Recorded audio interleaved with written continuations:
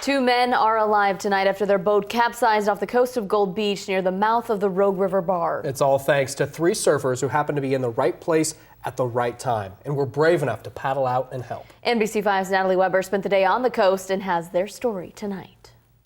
I pulled up and was excited to surf, and then Drew was shaking his head. Drew Harper, Luke Martinez, and Rocky Burns have been surfing off the South Jetty in Gold Beach since they were 15. But Sunday brought more than the regular swells they're used to. We watched a bayliner, I guess it was like 25 feet or so, come in full throttle with perfect timing with the set. Drew and Luke were waiting for Rocky when they first saw the boat. After watching it disappear behind the jetty, they saw another man in a nearby truck jump out, and they knew something was wrong. Climbed up on the jetty, saw that the boat had capsized, and I saw one individual, but there was two. Two people in the frigid water, no life jackets, with large waves tossing them in the surf. Grabbed my board, Drew was getting his wetsuit on.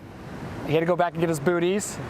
And that's when Rocky showed up. By then, Luke was already in the water and had made his way to the boat. He found two men, one in his 50s hanging onto the railing, another in his 70s floating in the water. I grabbed the 70-year-old. He wasn't hanging on to anything except for some white flotation-looking thing. Drew had reached the pair by that point, and the two surfers began to help the man to safety. We had him grab the leash of my surfboard, and I started paddling, and Luke was swimming with him. As they approached the shore, Rocky met them in the water and started to go out for the second man. After about 50 minutes, both men were safely brought to shore, where a sheriff's Marine deputy met them. The first man rescued, Michael Miller, was rushed to an area hospital with hypothermia. He is now doing okay.